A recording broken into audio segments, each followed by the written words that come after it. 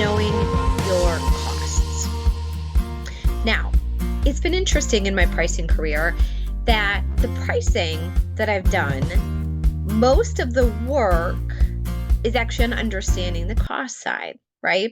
And so whether you're a manufacturer or a distributor, you have to understand your costs, right? And let's break it down into a couple of realms in just a minute. But it's really about knowing all of your overhead, your manufacturing costs, your cost of procurement, right?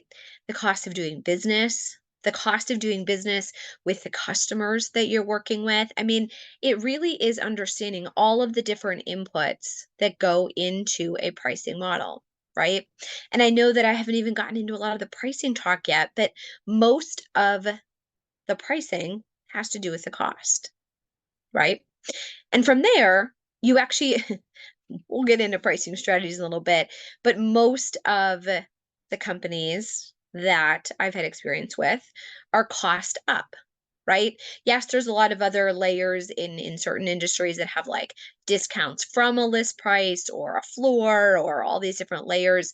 But most of the time, knowing your costs is the rudimentary very first piece of being able to set your sell price. We talked about it in another couch session that you have to know your break even point, and that's also about knowing your costs. And so it's really about knowing all of the things that take to either break even, hire somebody new, how are you scaling, what are these cost factors.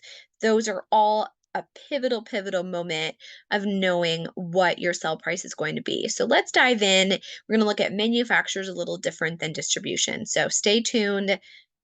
Take a deep breath. We're going to go there together. So now let's unpack the distribution side a little bit, right? As a distributor, and again, different industry, different places, as a distributor, you can buy thousands or dozens, doesn't matter, right? Thousands and thousands of manufacturers' different products. You can either pick what lines you're going to bring in, what products. You have a vendor selection strategy, right? You pick a core vendor, a secondary, or maybe you're like a 3 or 4 vendor model, right? You've got brand specific preferences, whatever it is. As a distributor, you usually buy from a lot of different places. So that understanding your cost is a kind of a different level. For example, if you've got 3 really big products, chances are, or sorry, 3 products, chances are that the 3 big guys all make it, right? Let's just say you're buying it from 3. Then it comes down to what quantities are you willing to buy?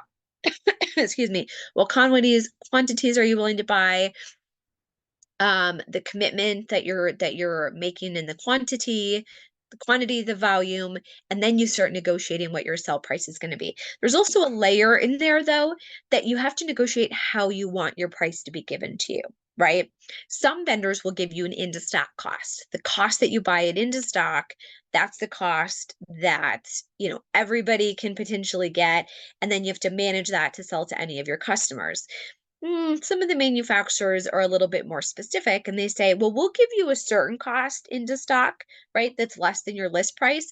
But at the end of the day, for these 3 customers over here, customer A, the big elephant, customer B, I just want their brand name, et cetera, whatever it is, we are going to give them a special rebate into stock. So that would kind of be an SPA, a special pricing agreement, right? And when all of your pricing agreements become SPAs, they become a little less special. I'm just going to say the word is a little deceiving. But then you have to manage all the paperwork of collecting and making sure that you capture all of those rebates. And I'll get into this in another therapy session that we're going to have together, is really understanding having good data behind the scenes is about how are you going to track all of, every time you sell it, you rebate back to that amount, right? And most of the times ERP systems will automate that for you, and you give the customer their sell price based on the fact that you've already collected their rebated cost. But at the end of the day, if you sell on a rebate cost, you don't actually properly go and collect the money, that is a complete margin leak right there. So again, I'm getting into it a little too much on the cost side, but you do have to understand and manage all of your costs at the customer level, at your into stock level, and then that, knowing which manufacturers have what costs, you can either kind of pit them against each other a little bit, or know that this is your primary vendor, this is your secondary vendor, and sometimes that volume commitment will drive the price, right? You can't expect them always, excuse me, to have the exact same price if you give one twice the volume as the other, right? I mean, just realistically, you know that that's not going to work.